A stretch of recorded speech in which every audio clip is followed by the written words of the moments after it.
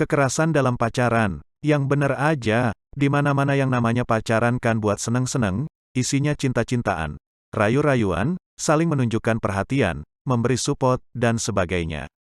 Emangnya ada pacaran yang isinya tonjok-tonjokan? Kalau kamu berpikiran begitu, berarti kamu ketinggalan zaman. Sekarang semakin banyak kasus yang berkaitan dengan tindak kekerasan, muncul dalam pacaran. Jadi yang namanya pacar, yang mestinya mencintai, melindungi, dan sebagainya, malah sering merongrong kita, melakukan kekerasan baik fisik maupun mental, dan malah membuat kita menderita. Siapa sih yang biasa jadi korban beginian? Jangan bosan dengan jawaban, perempuan. Lagi-lagi perempuan yang menjadi korban kekerasan. Laki-laki juga bisa menjadi korban kekerasan dalam pacaran, cuman untungnya jumlahnya sedikit.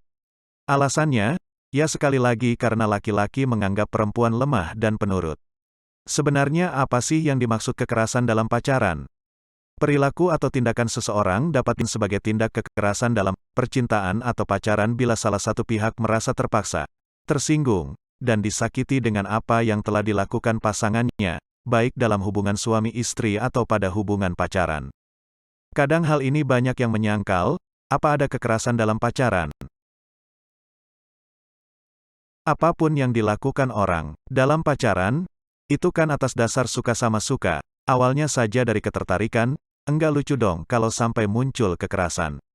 Tetapi jangan salah, kasus kekerasan dalam pacaran memang ada dan ini juga bukan lelucon. Memang, kasus-kasus kekerasan dalam pacaran ini kurang terekspos, so enggak heran kalau masih banyak yang enggak percaya. Nah biar enggak penasaran, kita simak apa sebenarnya makhluk yang bernama kekerasan dalam pacaran ini. Suatu tindakan dikatakan kekerasan bila sampai melukai seseorang, baik secara fisik maupun psikologis. Bila yang melukai adalah pacar kamu, maka ini bisa digolongkan tindak kekerasan dalam pacaran. Tindakan melukai secara fisik, misalnya dengan memukul, bersikap kasar, perkosaan, dan lain-lain. Sedangkan melukai secara psikologis, misalnya bila pacarmu suka menghina kamu, selalu menilai kelebihan orang lain tanpa melihat kelebihan kamu, cemburu berlebihan, dan sebagainya. Namun, bentuk kekerasan yang paling sering terjadi adalah kekerasan seksual bisa berupa pelecehan seksual secara verbal maupun fisik, memaksa melakukan hubungan seks, dan lain sebagainya. Menghadapi kekerasan dalam pacaran sering lebih sulit bagi kita, karena anggapan, orang pacaran pasti didasari perasaan cinta, simpati, sayang, dan perasaan-perasaan positif lainnya. Sehingga, kalau pacar kita marah-marah dan membentak atau menamparkan kita pikir karena dia lagi capek, lagi kesal, bad mood atau mungkin karena kesalahan kita sendiri, sehingga dia marah. Hal klasik yang sering muncul dalam kasus kekerasan dalam pacaran adalah perasaan menyalahkan diri sendiri dan merasa pantas diperlakukan seperti itu. Pikiran seperti, mungkin karena saya memang kurang cantik, sehingga dia sebel, atau mungkin karena saya kurang perhatian sama dia, mungkin karena saya kurang sabar dan lain-lain, sehingga dia jadi ketagihan merendahkan. Dan melakukan terus kekerasan terhadap pasangannya. Pengaruh keluarga amat besar dalam membentuk kepribadian seseorang. Masalah-masalah emosional yang kurang diperhatikan orang tua dapat memicu timbulnya permasalahan bagi individu yang bersangkutan di masa datang. Misalkan saja sikap kejam orang tua, berbagai macam penolakan dari orang tua terhadap keberadaan anak, dan sikap disiplin yang diajarkan secara berlebihan. Hal-hal semacam ini akan berpengaruh pada model peran atau role model yang dianut anak itu pada masa dewasanya. Bila model peran yang dipelajari sejak kanak-kanak tidak sesuai dengan model yang normal atau model standar, maka perilaku semacam kekerasan dalam pacaran ini pun akan muncul. Banyak sekali bukti yang menunjukkan hubungan antara perilaku orang tua dengan kepribadian anak di kemudian hari. Rata-rata pelaku kekerasan dalam rumah tangga pada masa kecilnya sering mendapat atau melihat perlakuan kasar orang tuanya, baik pada dirinya, saudaranya,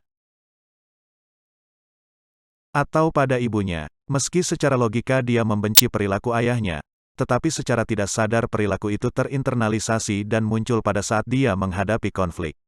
Hal lain yang perlu diperhatikan adalah penerapan disiplin yang berbeda antara ayah dan ibu. Perbedaan yang terlalu mencolok, misalnya ayah terlalu keras, sementara ibu terlalu lemah, akan mempengaruhi nilai-nilai yang dianut, kontrol diri dan perilaku yang akan ditampilkannya secara konsisten sepanjang hidupnya. Oleh masyarakat, Sekolah dipandang sebagai tempat anak belajar bersosialisasi dan memperoleh pendidikan, serta keterampilan untuk dapat hidup dengan baik di masyarakat.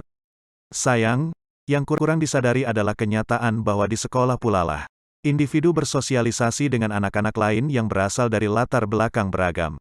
Bila seseorang tidak mampu menyesuaikan diri, maka akan muncul konflik dalam diri.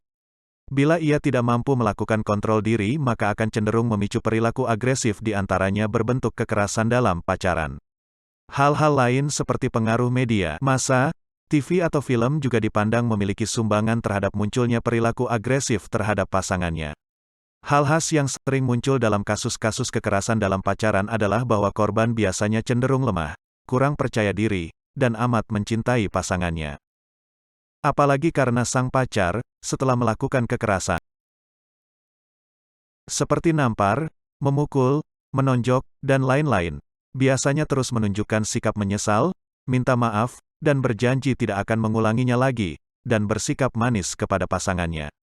Pada saat inilah, karena si cewek sangat mencintainya dan berharap sang pacar akan benar-benar insyaf, maka dia serta-merta memaafkannya, dan hubungan diharapkan bisa berjalan lancar kembali. Padahal, yang namanya kekerasan dalam pacaran ini seperti sesuatu yang berpola, ada siklusnya. Seseorang yang pada dasarnya punya kebiasaan bersikap kasar pada pasangan, akan cenderung mengulangi lagi, karena hal ini sudah menjadi bagian kepribadiannya, dan merupakan cara dia untuk menghadapi konflik atau masalah. Apakah perilaku dia benar-benar bisa berubah?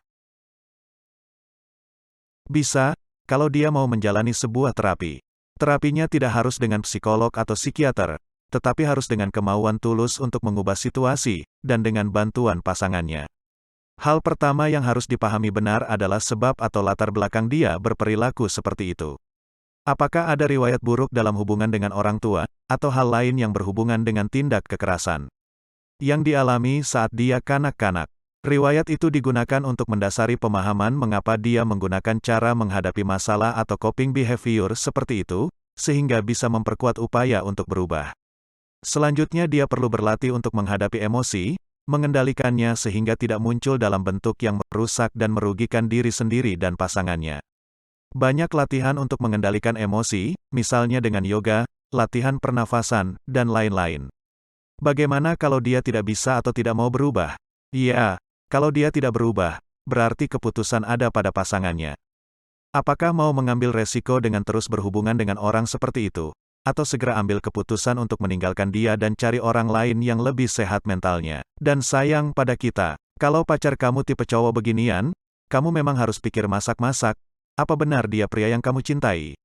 Karena, percayalah tidak ada satu orang pun dunia ini yang berhak menyakiti kamu, atau merasa punya alasan untuk berbuat kasar kepadamu.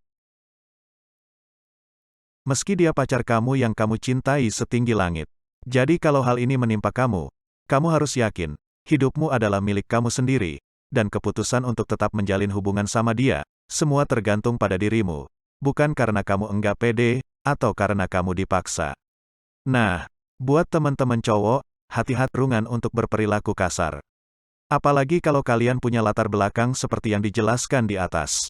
Cepat-cepat cari bantuan, atau lakukan latihan mengendalikan emosi, supaya tidak menjadi pelaku kekerasan dalam pacaran atau rumah tangga, dan menyakiti orang yang kita sayangi.